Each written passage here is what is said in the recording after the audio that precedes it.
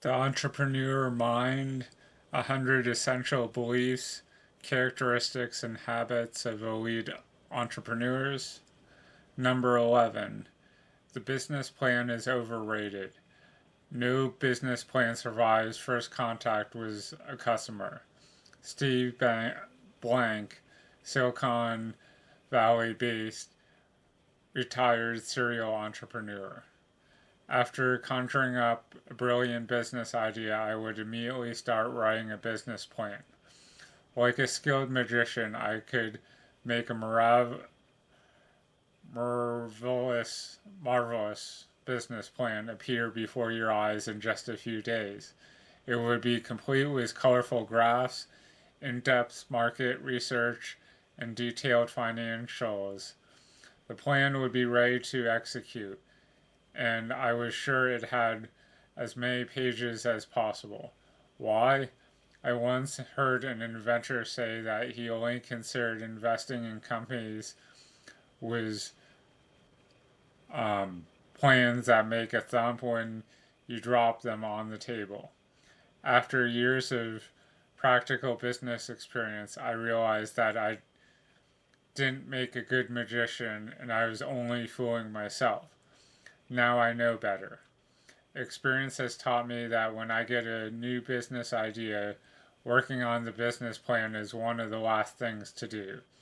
The three crucial steps I follow before ever thinking of writing a business plan will work for you too. First, examine the competitive landscape to see what companies are already there. What do they do poorly? What can you do differently to create a competitive advantage?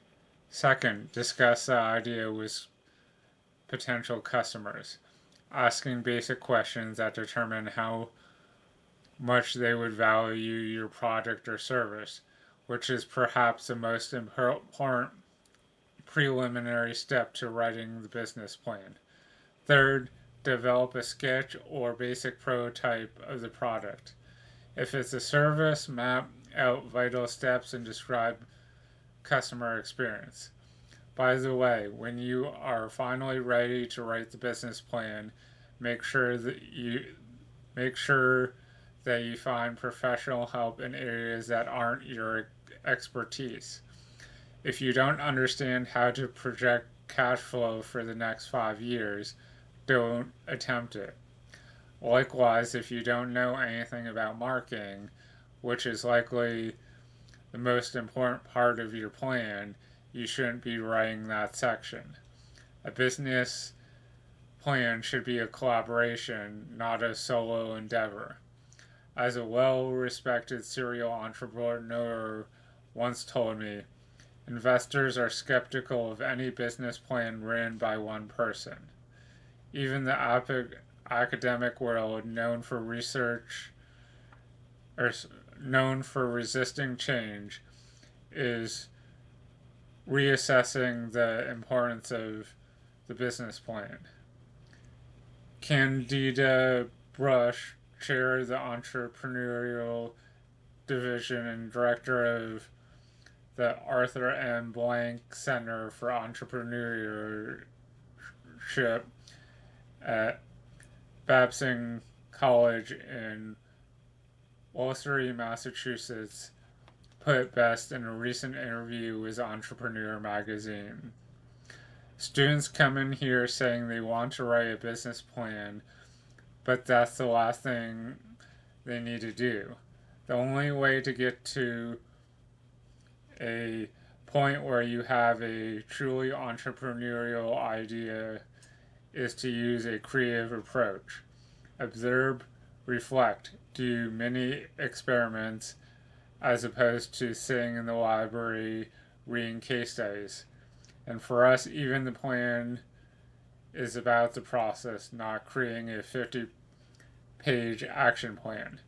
If you get married to a bad idea, a business plan means nothing. Babson students are encouraged to do three feasibility studies before moving forward with an idea or writing a business plan.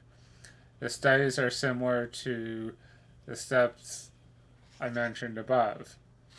Most universities and entrepreneurs should adopt this approach.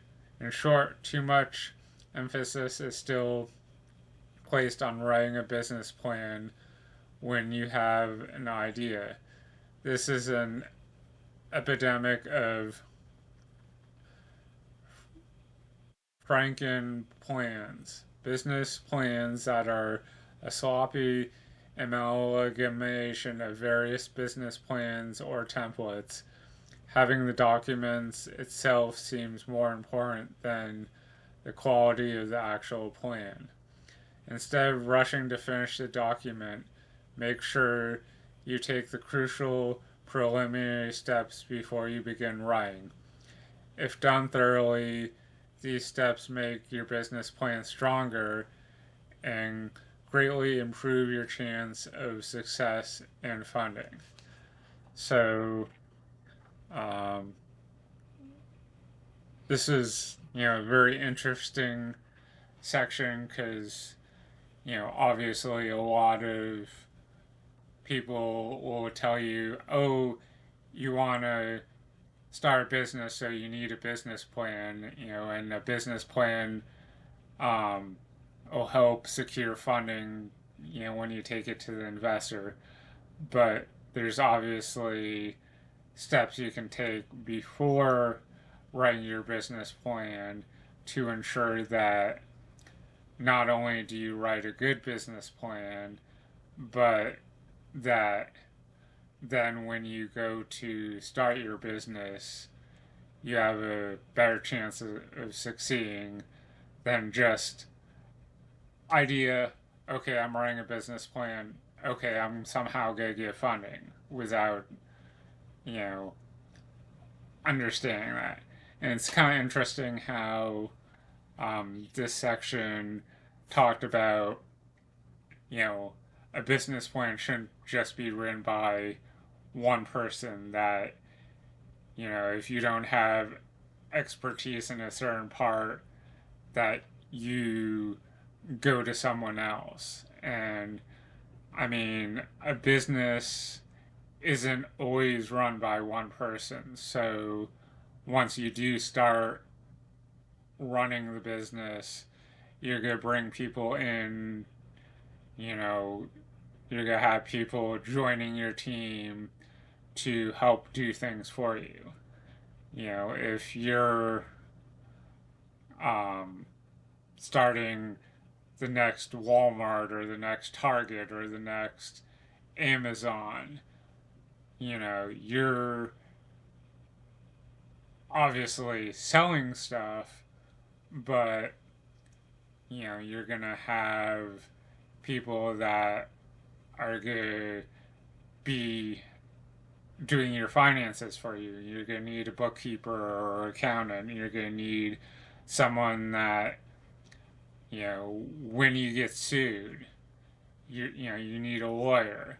You're gonna need the representatives who are, you know, physically helping with selling. So, if you have a brick and mortar business like Walmart or Target, you might have um, people that cash out the customers, but you'll also have associates on the floor that are able to help customers find what they need or give recommendations or whatever. There's more to a business than just the owner, and in the same sense, there's more to writing a business plan than just, your knowledge. You're gonna, oh, I'm not good at marketing. Okay, I'm gonna go find someone that's good at marketing to help me with this business plan, whether I have them write that section or whether I get them to help me write it. So hopefully you found some value in section 11. The business plan is overrated from the entrepreneurial mind. Thanks and have a good day.